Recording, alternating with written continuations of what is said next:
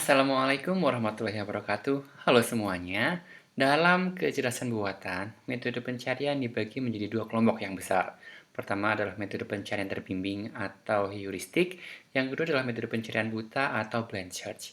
Pada kesempatan kali ini, yuk kita belajar tentang metode pencarian buta yang disebut dengan breadth first search atau BFS dan depth first search alias DFS.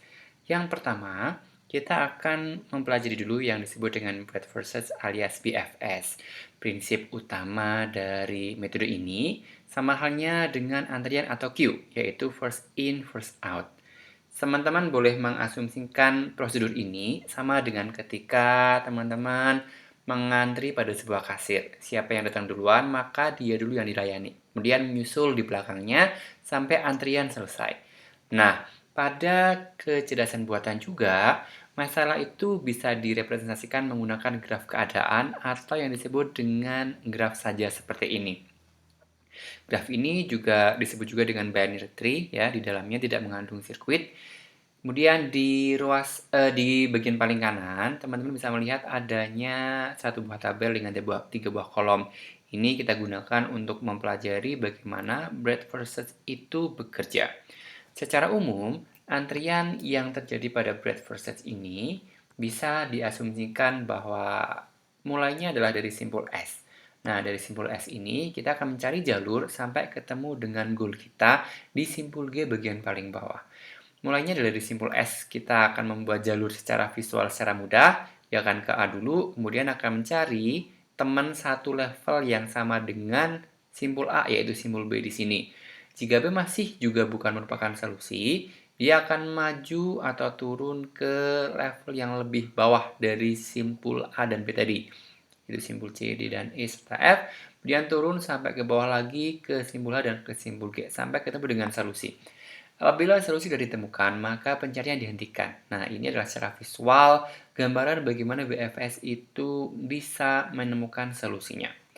Terus, secara detail bagaimana sih cara dia bekerja? Nah, pertama kita akan mencoba masukkan simpul S ini ke dalam antrian atau ke dalam queue. Karena hanya ada satu buah simpul yang bisa kita cek, berarti simpul aktifnya adalah simpul S yang sekarang kita tinjau. Kolom di sebelah kanan yang dinotasikan dengan visited ini berarti menyatakan simpul yang sudah dikunjungi. Ya.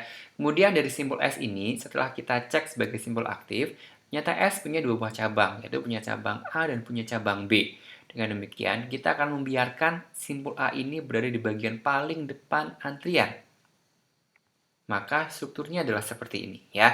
Dari A dan B di belakangnya. Oleh karena A ini datang duluan, berarti A yang harus kita layani terlebih dahulu. Menyebabkan A ini adalah simpul aktif yang kita cek sekarang. Menyusul di belakangnya adalah simpul B. Dari simpul A kita melihat adanya dua buah cabang, yaitu simpul C dengan simpul D. Dan mereka coba kita masukkan ke dalam antrian di belakang simpul B. Karena simpul B ini sudah mengantri sejak tahap sebelumnya. Maka simpul B ini diikuti oleh dua buah simpul C dan sebagaimana tadi kita cek dari simpul A. Dengan demikian B ini akan kita jadikan sebagai simpul aktif yang sekarang kita cek. Paham ya sampai sini? Dan proses ini akan selalu bertahap, selalu beriterasi sampai dengan pencarian ketemu dengan goal-nya ya. B-nya akan kita cek apakah B adalah goal, ternyata bukan goal. B-nya masih punya cabang, yaitu punya E dan F. Karena dia bukan goal, dia punya cabang, maka E dan F ini kita coba masukkan ke dalam antrian di belakang C dan simpul D tentunya. Dan C ini kita cek, C tidak punya cabang di bawahnya, maka C tinggal kita buang dari antrian saja. Ya, ini C akan kita buang dari antrian, misalkan simpul D di bagian paling depan. Apakah dia juga punya cabang dari graf di sebelah kiri? Ternyata tidak, maka simpul E dan FH yang masih bertahan di dalam antrian. Ya, kemudian E inilah kita yang sekarang periksa. Apakah dia punya cabang? Punya, dia punya cabang H dan punya G. Bisa lihat ya di graf. Nah, dari E ini kita kita bisa melihat adanya simpul H dan simpul G yang masuk.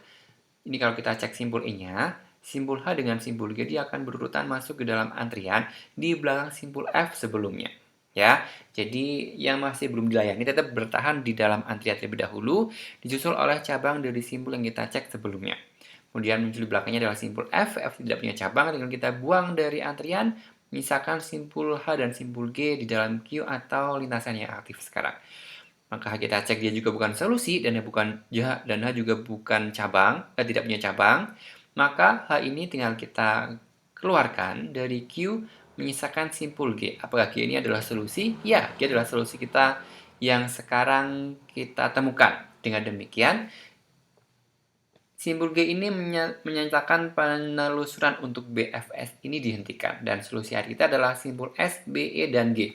Kita cek balik ya, simbol G ini dia adalah cabang dari simbol E, kemudian E adalah muncul dari simbol B, dan pertama kali kita melakukan penelusuran dimulai dari inisial set yaitu simbol A sendiri. Maka solusi R kita adalah S, B, E, G.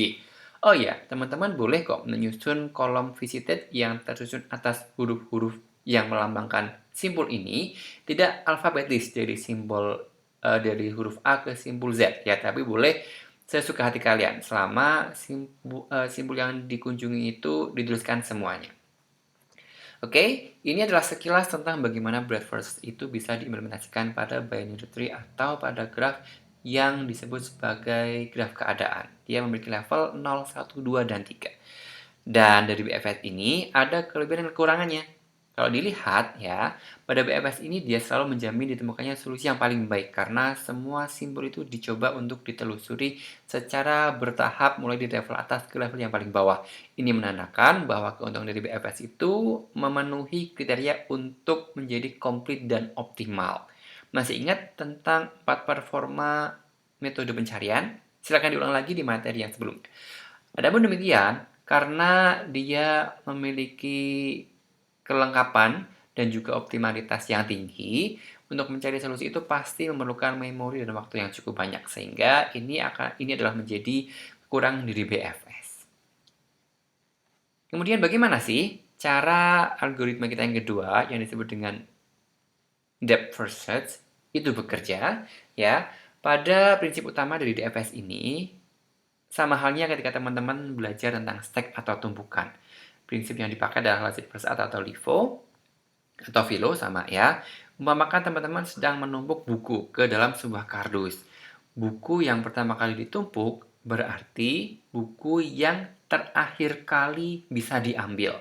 Ya, yang terakhir ditumpuk atau yang paling atas dari tumpukan berarti dia dulu yang bisa diambil. Nah, prinsip ini juga sama bisa dijelaskan untuk mempelajari 4 buah prosedur di dalamnya ya. Pertama, teman-teman harus memasukkan simpul akar ke dalam stack ya. Simpul akar adalah simpul yang paling atas. Kemudian dicek ya, apakah simpul akar itu merupakan solusi atau bukan. Jika solusi maka selesai, pencarian dihentikan.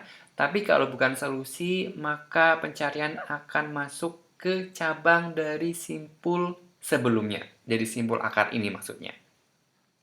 Kemudian jika stack kosong dan tidak ada lagi simpul yang bisa diperiksa, maka pencarian selesai. Dia tidak menemukan solusi. Atau jika simpulnya kosong, kita bisa kok. Jika simpulnya tidak kosong, maaf ya, pencarian tetap harus dilakukan dengan mengulangi dari prosedur yang kedua di sini ya. Kurang lebih hampir sama prosedur dari BFS sebelumnya, cuma pendekatannya adalah menggunakan pendekatan tumpukan atau stack yang dipaparkan dengan graf yang sama seperti ini ya. Kalau tadi menggunakan skenario antrian dalam DFS menggunakan skenario stack atau tumpukan, berarti misalkan S nih ya, kita coba masukkan ke dalam stack dulu deh simbol S ini. Maka satu-satunya simpul yang bisa kita cek kan hanya simpul aktif S ya. Maka apakah S punya cabang? Iya, dia punya cabang yaitu simpul A dan simpul B. Misalkan simpul A ini yang kita cek terlebih dahulu dari simpul S. Ya, maka sekarang kita harus memeriksa apakah A ini punya cabang atau tidak. Oh, ternyata A punya cabang. Yaitu cabangnya adalah C dan cabangnya juga adalah D. Ya, karena C dan D adalah cabang dari A, sekarang yang berada di paling tumpukan paling atas itu adalah C, ya. Kita akan membiarkan tumpukan di bawahnya tidak dikeluarkan karena kalau kalian menumpuk sesuai dengan urutan berarti ada prosedur dalam pengambilannya, ya. Dalam hal ini adalah C kita cek sebagai simpul aktif dan apakah C punya cabang? Ternyata tidak, ya. Karena C tidak punya cabang, maka dia dikeluarkan dari stack alias tumpukan. Menyisakan simpul D dan simpul B ya. C-nya bukan solusi, kita kembali ke simpul A. Sekarang yang kita cek adalah simpul D. Dia adalah di bagian paling depan dari, di bagian paling atas dari tumpukan. Ya, D ini dicek, ternyata dia juga tidak punya cabang. Karena tidak punya cabang, ya, maka dia akan naik ke sini dan sekarang adalah simpul B. Ini adalah satunya simpul yang bertahan di dalam stack kita. Dan kalau dicek, B-nya punya cabang E dan F. Menyebabkan E ini berada pada urutan di sebelah F seperti ini ya. Dengan demikian, E ini yang kita cek terlebih dahulu. Ya, di kolom visit ini adalah SACDBE. Asalnya ada di sini sebetulnya sama saja. Ya, teman-teman bisa melihat bahwa simpul E ini dia punya cabang yaitu simpul H dan simpul G di bawahnya. Kalau dimasukkan ke dalam stack, berarti F akan memiliki posisi di bagian paling belakang. Di depannya adalah simpul H dengan simpul G. Ya, kalau H ini diambil, ya, maka dia sudah hilang dari stack dan dia tidak punya cabang. Karena tidak punya cabang, otomatis hanya hilang dan G-nya masuk ke dalam bagian paling depan atau paling atas dari tumpukan. Apakah G adalah solusi? Ternyata iya, G-nya ini adalah solusi. Ya, G pada simpul aktif merupakan solusi, G juga masuk dalam kolom yang dikunjungi. Ya, maka G ini kita cek, G ini muncul karena dia adalah cabang dari simpul E, dia adalah cabang dari simpul B, dan paling awal pencarian adalah simpul S sebagai initial state. Ya, dengan demikian, solusi akhir kita pada DFS ini adalah simpul S, B, E, dan G. Ya, sama halnya dengan BFS, D, depth first search, juga punya plus dan minusnya, keuntungan dan kelemahannya. Di antara keuntungannya adalah dia memiliki keperluan memori dan waktu yang relatif kecil, ya. Dia justru kebalikan dari BFS di awal tadi, karena komplit ya dan optimal pada BFS, breadth first search, maka dia perlu waktu dan memori yang lama. Sementara dalam DFS, dia memiliki kemampuan untuk mencari solusi dalam jumlah waktu yang singkat dan memori yang terbatas. Ya, metode ini juga bisa menemukan solusi tanpa harus menguji lebih dalam lagi pada sebuah ruang keadaan, namun dia punya kelemahannya juga. Di antaranya adalah dia tidak bisa menemukan solusi dengan komplit, ya. Tidak komplit adalah salah satu kelemahan dari DFS. Dia tidak ada jaminan bahwa solusinya bakalan ketemu nih. Atau, kalaupun ketemu, dia akan tidak selalu optimal hasilnya. Karena kalau teman-teman perhatikan tadi, yang ditelusuri adalah ruas yang paling kiri dulu pada kasus kita ya. Sementara boleh jadi ruas kiri itu adalah sampai dengan level 10 baru ketemu dengan solusinya, sementara di ruas sebelah kanannya ada di level 2 sudah ketemu ya. Ini yang disebut dengan tidak optimal. Nah, ini adalah kelebihan dan kekurangan dari DFS yang bisa teman-teman pelajari bersama. Secara visual, BFS dan DFS ini kita bisa bandingkan seperti ini. Ya, teman-teman bisa mengamati bagaimana kedua buah metode pencarian dari blind search ini melakukan penelusuran, dimulai dari simbol S sebagai initial state atau state awal atau start state kalau teman-teman pernah menemukan istilah itu. BFS itu adalah ke samping melebar, sementara DFS itu adalah mendalam atau ke bawah. Itulah yang menyebabkan BFS itu juga disebut sebagai pencarian melebar pertama, dan DFS delta itu adalah pencarian mendalam pertama. Kalau teman perhatikan tadi ya, solusi pada DFS itu dia ketemu lebih dahulu dibandingkan dengan BFS di bagian paling kiri. Satu langkah lebih sedikit dari BFS. Itu adalah contoh DFS pada objek yang kita amati pada representasi graf keadaan di contoh kita kali ini. Nah, dari sini kita lihat adanya F ini yang tidak dikunjungi pada DFS.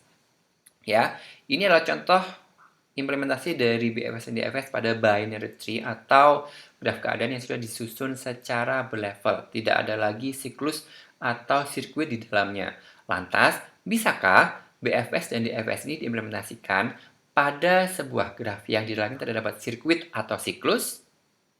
Silakan teman-teman pelajari lebih lanjut, boleh merujuk pada beberapa referensi yang kita punya atau referensi yang teman-teman miliki. Kita ketemu di pembelajaran selanjutnya. Terima kasih sudah belajar. Wassalamualaikum warahmatullahi wabarakatuh.